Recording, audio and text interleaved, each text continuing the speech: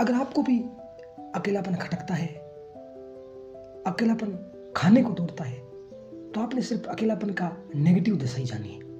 अभी एकांत का रस नहीं जाना, अभी आपने विधायक स्थिति भी नहीं जानी कि अकेले में भी तृप्ति हो सकती। जब दूसरे से तृप्ति नहीं मिलती, कितना ही करो, तो ऐसा तो नहीं कि अपने में ही संतुष्टि हो, चुप हो जाना ही संतुष्टि हो, मौन हो जाना ही संतुष्टि हो। अगर आपने सिर्फ वासना का दुख ही दुख जाना है, सिर्फ पीड़ा ही झेली है, तो ऐसा तो नहीं कि आपने उनका सुख भी नहीं दिया हो, आपने उसकी विधायक स्थिति भी नहीं जानी हो।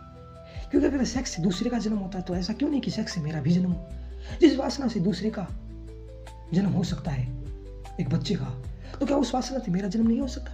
क्या उस वासना से मेरा रूपांतर नहीं हो सकता? क्या उस वासना का कोई विधायक रूप नहीं हो सकता है? क्योंकि आग अगर जलाती है तो आग रोटियां भी सेक सकती है। समझदार व्यक्ति जहर से भी अमृत निकाल लेता है, लेकिन कला आनी चाहिए, वो समझ आनी चाहिए, तुम्हारे पर निर्भर है। अगर जीवन में स्वाद मर गया है, किसी चीज में रस नहीं है, कुछ फील ही नहीं होता, तो कहीं ऐसा तो नहीं कि आपने स्वाद मार दिया, कहीं ऐसा तो नहीं आपने अति कर दी इसलिए स्वाद मर गया? हो सकता है, नहीं तो नहीं मरता। अगर आपका जीवन सिर्फ शिकायतों से भरा हुआ है, सिर्फ बेचैनी दुख है, तो क्या कहीं ऐसा तो नहीं कि आपने सिर्फ कांटे ही कांटे बोए हो, सिर्फ आपको कांटे पर ही ध्यान रखना है? कहीं आपने फूल का अभ्यास किया? क्या कहीं आपने फूल के बीज बोए? क्या आपने सुख के भी बीज बोए? क्या आपने जीवन को विधायक रूप दिया? अगर दिया होता तो दुख ही दुख नहीं होता, जीवन सुख भी है। सिर्फ अतृप्ति ही नहीं, तृप्ति का द्वार भी है। क्योंकि जिस चीज से आपको अगर दुख ही दुख मिलता हो, कहीं विपरीत उसे सुख नहीं मिल सकता क्या? मिल ही सकता है।